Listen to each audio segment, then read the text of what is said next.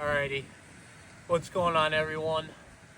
It's cold outside, but I'm still gonna make a video. This video is going to be for the general public. It's not gonna be for the car community because I feel like the car community people already know how to do things like this, obviously.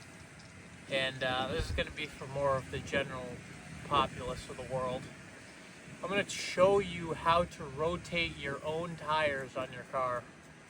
Now, it's probably overlooked by a bunch of people, and a bunch of people are like, oh, I'm just going to go to another place and have them do it for 40 bucks or 10 bucks, or I get it done for free with my oil change. Well, if you spend the initial amount of money, you'll never have to bring it to anyone again. And if you value doing your own work on your own car, then this is just one step to do so.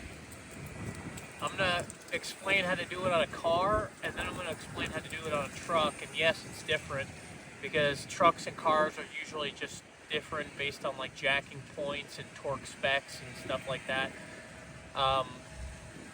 I'll explain everything in as much detail as possible. If you're just an ordinary person watching this video, don't get overwhelmed. I'm going to try and break it down step by step. A lot of people see it as like a daunting task, and doing it the first couple times for yourself, it might be, because you don't want to have your wheels fall off your car, or anything dangerous or bad to happen to you. But I'm going to show you how to do it and kind of what tools you need. Now, it might be a little costly for you to do it on the initial setup based on what type of tools you use, and I know how to do it. So I have a lot of the tools already, and I'm hopefully not going to die by doing so. But this is more of a starter guide to, if you want to start doing work on your own car, these are the steps you're going to need to take. And usually the first step is trying to do your oil change on your own, or trying to rotate your tires. And then a lot of the times, the tools that you need that you use for these jobs are going to be the same tools that you use for every job that comes afterwards. So you might think that you're spending more money now, but once you have the tools and you're kind of set up, and you don't have to buy the most expensive tools either. You can buy more affordable things that'll help you get things like this done. I'm going to show you what tools you need. Obviously, there's variants in what tools you can need for your car. Like size of sockets or lug nuts, or if your lug nuts on your car are swollen. A lot of the times, if you drive something like a Ford, an older Toyota, sometimes depending on what type of, Volkswagen, maybe Mercedes, they have caps over the top of the lug nuts that tend to swell up. And sometimes your sockets don't go on there. I'll kind of explain a little bit of that. I have 6 spline lug nuts on this car that I'm going to do the tire rotation on. And I already have my socket. This is a 6 spline socket, and the bottom base of it is a 21 millimeter. Now, you're probably not going to need this. A lot of your cars are probably going to be 17 millimeter, 19 millimeter, 21 millimeter, 22 millimeter.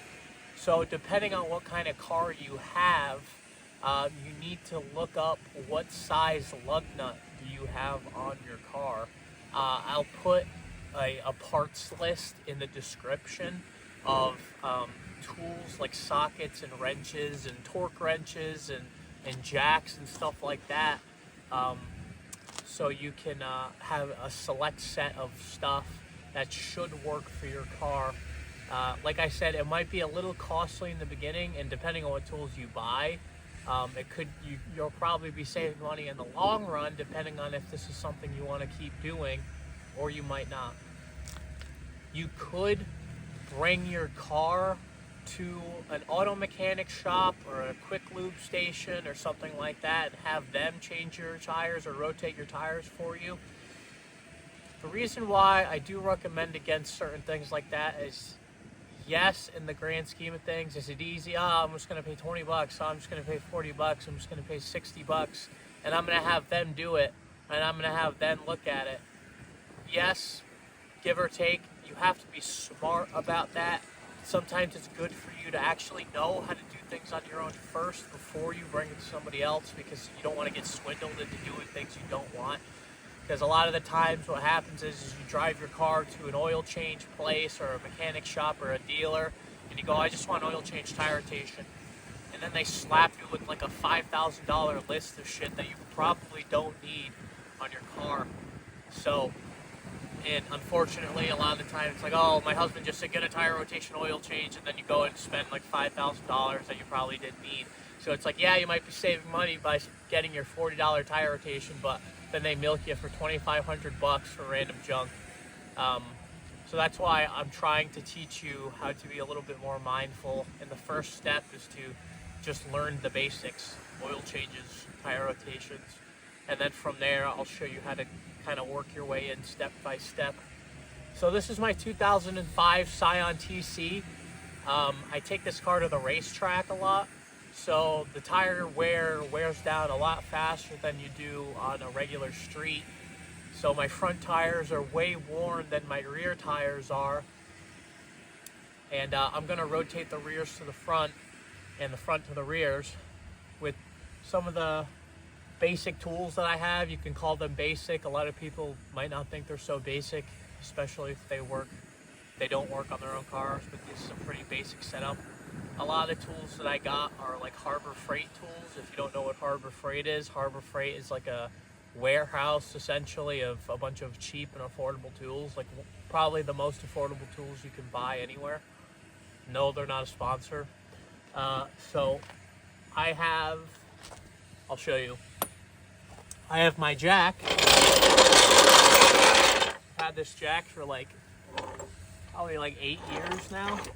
I had to cut a piece of the handle off because I needed a tiny piece of sheet metal for something, so the handle came in perfectly. I have my broken earthquake impact gun. I have my 21 millimeter socket that I'm going to throw with the broken end. So yeah, a lot of my stuff is broken, which just goes to show if you're committed, you can make things work. You don't need this, by the way. I'm just going to use it for the sake of ease of purposes for myself. This is an important one, a torque wrench. Now, the thing about a torque wrench is make sure, I'll get into it the more when I use it. Just for right now, make sure you have a torque wrench. And again, this is probably good for the general public of people. These are like lifting blocks. You can park your car on them. You can drive your car up on them. You can stack them on top of each other. If you don't have jack stands or you don't want to buy jack stands, you can buy something like this. You can use them for like a bunch of different purposes, whether like a chalk to make it so your car doesn't roll. You can drive up on them like a ramp. You can use them as jacks to have your car sit on them. They take a ton of weight. Depending on where you put these. I'm not going to put my car on jack stands because I'm just going to slide the wheel underneath the car for safety purposes, and I'm going to use these on the frame to hold the car up in the air. So the car is small enough to where by the time I jack it in the air, both the wheels are going to be lifted off the ground anyway. This car has aftermarket suspension, so the wheel and tire is going to go up at the same rate that the body of the car is going to go up when I jack it in the air. A lot of factory vehicles have factory struts, factory shocks, the thing that keep your wheels to the ground. And a lot of the times when you jack your car up, they tend to droop. So the higher you go, maybe a little bit more unstable it is. I'm going to do this side by side. I'm not going to jack the whole car up, even though you can jack the whole car up. For purpose of ease, I'm going to just jack up one side at a time because the whole car kind of moves like that. And yeah, so first thing you're going to want to do is get your jack and make sure you find the pinch weld on your car. need to do a little bit of research to kind of help you find where the jacking points are on your car. In this case, I like to jack my car up on the frame. It's just a little easier because, well, the frame in certain spots, not in the front. The front, I'll jack it up by the pinch weld, which is the seam right underneath the door. It just depends because this car has side skirts on it, these little accessory panels that make the body pop out more, so it's hard to slide things underneath it. But your car, if it's a normal car, probably doesn't have it and probably is just flush, and you can see a little pinch weld underneath. So do your research. Say you have like a 2003 Corolla or something like that. Look up 2003 Toyota Corolla lift point locations, and then you can find a whole list. Sometimes you can jack it up to the front, sometimes you can jack it up to the rear, sometimes you jack it up on the sides, on the control arms of the car, depending on where you're at. Another thing, make sure you're on level ground. You don't want to be on crooked ground when you're doing this. If you are, you try jacking your car up, it could roll in each direction. Another thing you need to be wary of, if you have an emergency brake, put it on, because you don't want your car rolling when you jack it up in the air. If it's a manual, keep it in first gear, put your emergency brake on, put a wheel chock on the opposing wheel of whichever one you're not lifting first. Once you lift up a full side of the car, you're not going to be in gear anymore and the car could roll. So be wary of that. Make sure you're on flat level ground and your wheels aren't turning. So let's go ahead and get started. Alright, so go ahead and grab your jack. I know where my pinch welds are. I can feel them with my hand. When you operate the jack, make sure it's in the tightened position. You just kind of pump it until you see or feel it touching, which is right there. Another thing to be wary of, if you're doing this in driveway on dirt, you can do it on dirt. Just be wary. Just make sure it's packed dirt, not soft, so the jack doesn't dig itself in. Another thing is maybe put little sheets of plywood underneath or harder wood, so the jack, if you're using jack stands, it doesn't pierce through the ground. Temperature matters. If it's hot outside, and you're in an asphalt driveway, just be careful of that, because the weight of the car will physically squish down the asphalt in your driveway and you'll ruin and crack your driveway and it won't be fun. Another thing is if it's cold, it doesn't really tend to matter on an asphalt driveway, like 30 below, 30 and lower, because it's cold, it's hard, it's packed. This is an asphalt driveway. I've ruined it a couple times when I was younger because I didn't know what I was doing. So now I do. And there are some marks actually right there on the ground, which is hilarious, from like 15 years ago. But yeah, so go ahead and jack your car up. Make sure it's on solid ground.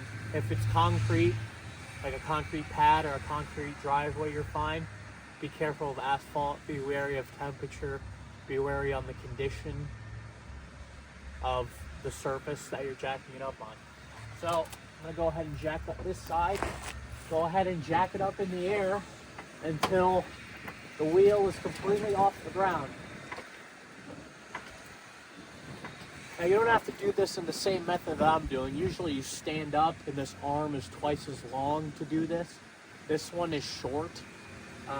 So I'm just kind of using my own body as leverage.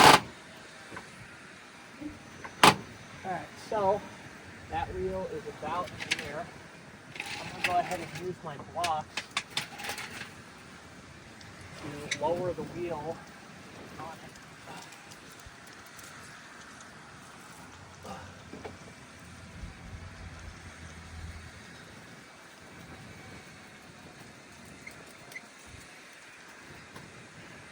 Alright, so I got my blocks on my frame, which I'll show you. And that wheel is now off the ground. Let me show you what that looks like. Alright, that's what that looks like. See my frame right there?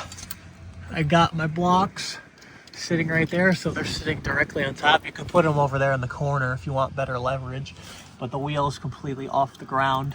Try not to do this.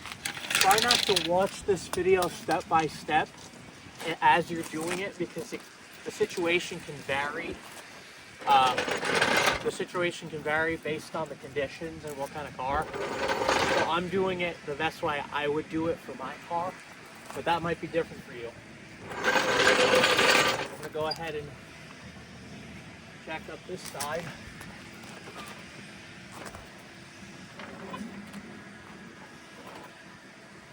And I'm going to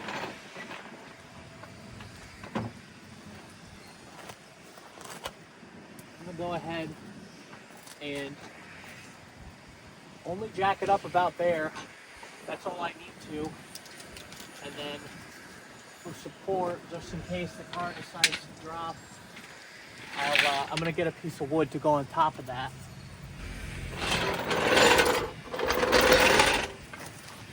All right, so my tires on this side of the car are completely off the ground.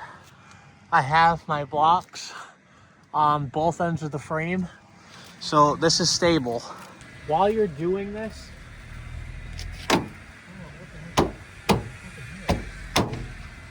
my bumper pop off. It's weird. It always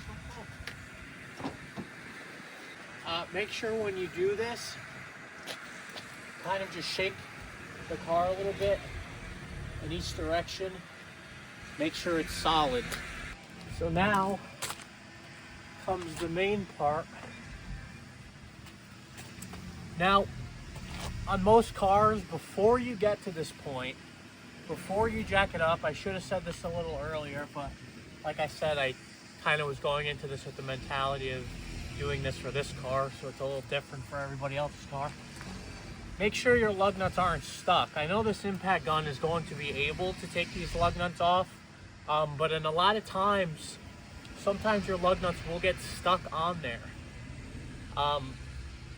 So this wheel is going to move, and so is your back wheel, especially if it's not your drive wheel.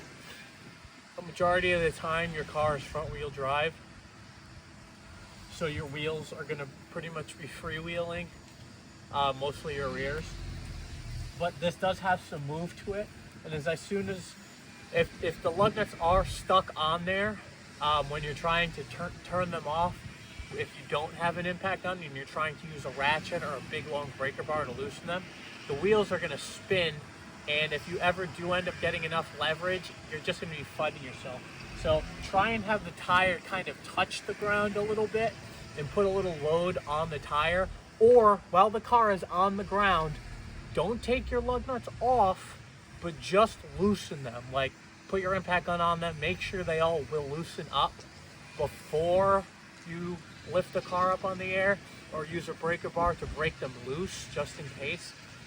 Make sure they'll all be able to come undone before anything else happens. So these will come off, especially with this gun. It's not the best gun on the planet, but I know it'll come off. So go ahead and put your socket on your lug nut.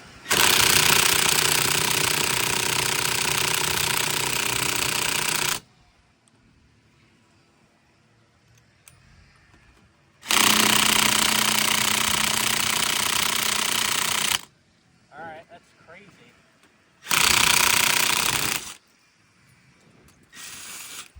The gun is like dead. Maybe my battery's dead, that's why. It's gonna probably force me to do it the manual way.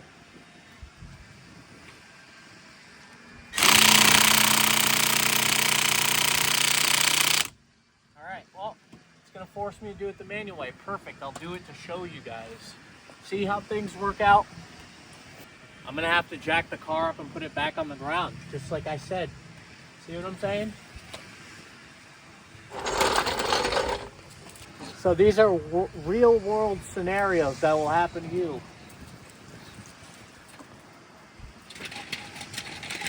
A lot of this is probably because it's cold outside too. And what happens is, at the racetrack, the lug nuts get hot and you have to re-torque them down. Um, so what that means is that the torque spec gets higher when it gets hotter, and then there's a kind of like a cold and hot torque spec. So now it's freezing outside. These are way too over tightened.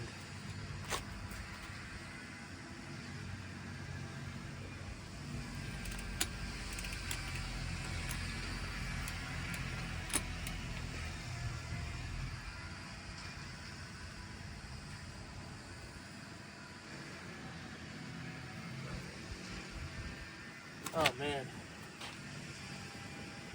they're really on there.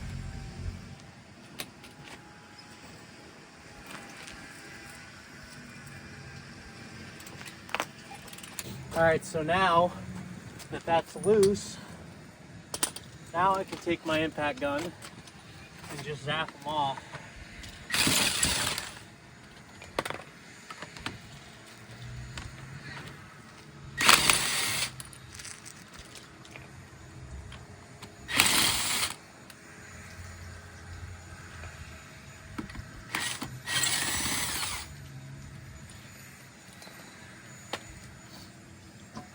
There you go. These tires are getting a little worn. They're not bad. I still got a couple track days left out of them, but they're definitely getting there. So, yeah. Go ahead and roll this to the back of the car. And in some cases, if you're worried about the safety of your car, if you have nicer wheels, I got these wheels for $100, but they're still really nice for what they are. You slide them underneath the car just for extra safety, just in case the car decides to fall. Make sure you don't keep your legs under the car. You don't keep your head under the fender well, hands free. Don't be stupid. Feel like that goes without saying, but sometimes you just never know. So yeah. Here we are. Tire off the car. Go ahead and roll it to the back. Keep your lug nuts in this area. Make sure you don't lose them.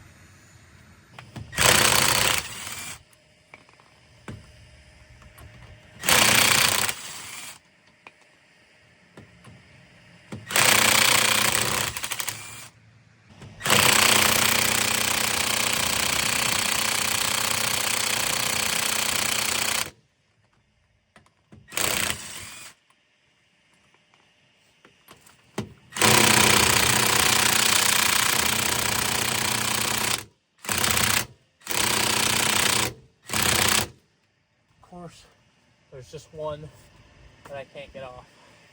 Usually how it works. Go ahead and do the same thing. It's touching the ground just enough. I'm using the reverse on my torque wrench. You shouldn't really do this. You don't want to throw a torque wrench out of calibration. If it's not too tight, which these aren't super tight, I can still turn it on lefty-loosey. There's no torque on it at all, so it's not doing anything. It's kind of just acting like a breaker bar right now. You shouldn't use your torque wrench as a breaker bar. You should use a regular breaker bar, but I know what the limits are for some things and what you can and can't do. And you shouldn't. You can, as long as it's not too tight.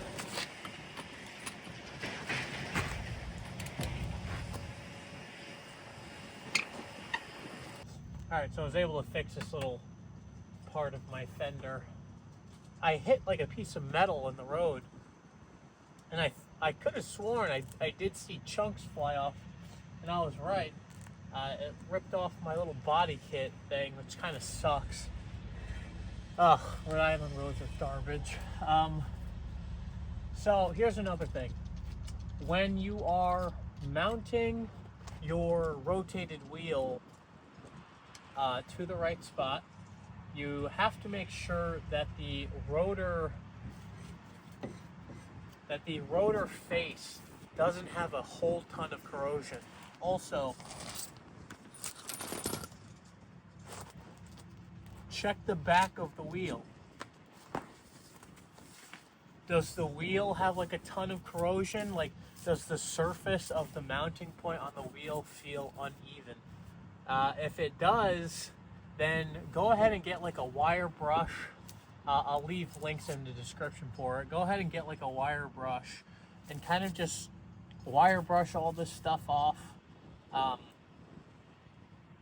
Make sure that the face is like clean of any debris or mud or dirt or brake material or rust. And go ahead and get a wire brush and clean up the face on which the wheel mounts to. This isn't that bad. Where the wheel mounts to isn't bad. You can see a little rust in like each corner. That's because it's just the design of the wheel itself has these little concave areas. These 5 lug stars are where the wheel actually mounts. And these tires are, these are my front tires that I rotated back. Yeah, they're a little chewed up. Definitely has some use on them. But the tread is lower than the front. So go ahead and throw your wheel on.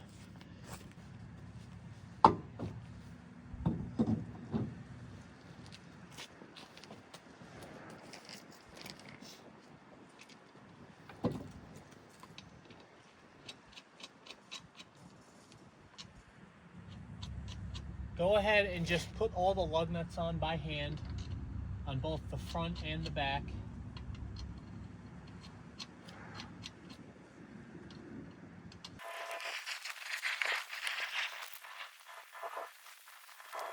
Go ahead and grab your impact gun or your ratchet, whatever you use to tighten your wheels down.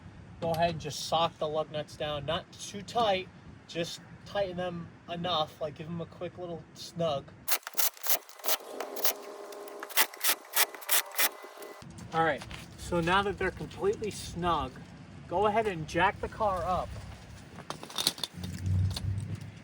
And we'll do this one at a time. Jack the car up until you can get your blocks out. And go ahead and lower the car, not fully, only lower the car until the wheel is just touching the ground.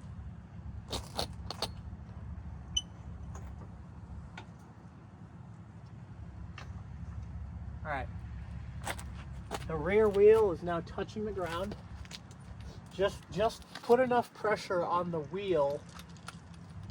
Doesn't matter whether you lower the front or the rear first. Just put enough tension on the wheel to where when you go and torque the wheel down, it doesn't spin. You also don't want to just drop the car completely down to the ground because it could tilt the face of the wheel because we didn't fully tighten the lug nuts on. So go ahead and set your torque spec. In this case, this is a Scion, which is a Toyota. I believe it's like something low along the lines of like 89 pounds or 88 foot-pounds, maybe 100. I'm going to compensate for the cold weather and the use that I've put on this torque wrench, and I'm going to set them to 100. Also compensating for the length of the socket, because this is longer than a regular half-inch socket. So I'm going to set this to about 100 foot-pounds.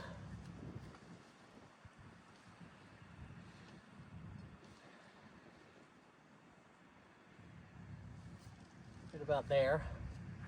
Go ahead and get my socket. And now put it on your wheel. Make sure it's on tighten. And go ahead and if you step away from your bar.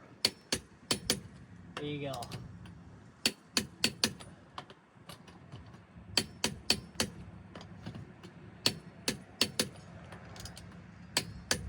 When you hear that clicking, that means it's tight.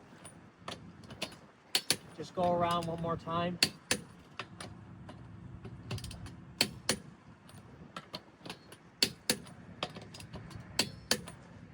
And check it again. Now we're going to go ahead and do the same thing to the front. Same deal. Go ahead and jack it up until you can get your blocks out. and just lower it enough to where the tire's touching the ground. Right about there. Get the torque wrench. Go ahead and do the same process over again.